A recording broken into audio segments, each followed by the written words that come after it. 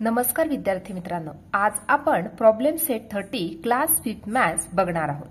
Question बघणार आहोत। First, in the table below right the names of points in the interior and exterior of the circle and those on the circle. बघा, आता या ठिकाणी आपल्याला हा जो क्वेश्चन दिलेला आहे, या ठिकाणी एक सर्कल दिलेला आहे आणि त्या सर्कल मधील इंटेरियर पॉइंट्स, एक्सटेरियर पॉइंट्स आणि पॉइंट्स ऑन द सर्कल हे आपल्याला शोधून काढायचे। बघा, आता सुरुवातीला आपल्याला points in the interior of the circle शोधायचे आहे। इंटेरियर म्हणजेच काय, तर त्या सर्कलच्या आतील सर्व पॉइंट्स। बघा, आता या ठिकाणी ही सर्कलची डायग्राम दिलेली आहे। सर्कलच्या आतमध्ये कोणकोणते पॉइंट्स आहे? Point Y, point T, point R आणि पॉइंट एक्स हे आतील बिंदू आहेत, म्हणून आपण त्यांना इंटेरियर पॉइंट्स म्हणतो।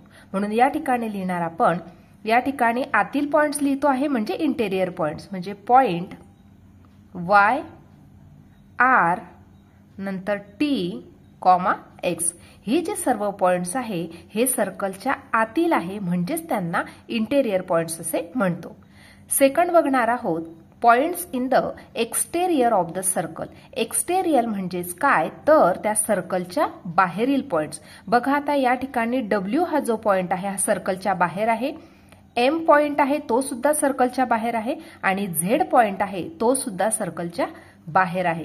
म्हणून या ठिकाणी राईट डाऊन करणार points W, comma point M, comma point Z हे तीनही पॉइंट सर्कलच्या बाहेर आहे, म्हणजेच त्यांना आपण एक्सटेरियर पॉइंट्स असे म्हणतो।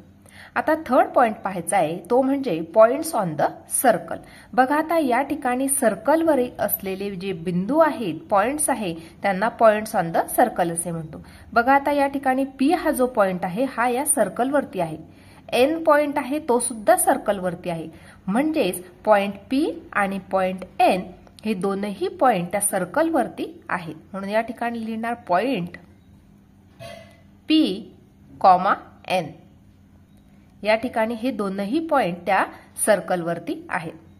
अशा प्रकारे आपण हे इंटेरियर पॉइंट्स लिहून घेतले, नंतर एक्सटेरियर पॉइंट्स लिहून घेतले आणि पॉइंट्स ऑन द सर्कल लिहून घेतले। इंटेरियर पॉइंट्स म्हणजेच काय, तर त्या सर्कलच्या आतील पॉइंट्स। एक्सटेरियर पॉइंट्स म्हणजेच काय, तर सर्कलच्या बाहेरील पॉइंट्स आणि पॉइंट्स ऑन द सर्कल म्हणजे काय, तर त्या सर्कलवरती असलेले पॉइंट्स। अशा प्रकारे आज आपण हा प्रॉब्लेम सेट 30 पूर्णपणे सोडवून घेतला आहे। आजचा व्हिडिओ कसा वाटला ते नक्की कमेंट करून कळवा आणि व्हिडिओला लाईक, शेअर आणि सबस्क्राईब करायला विसरू नका। धन्यवाद।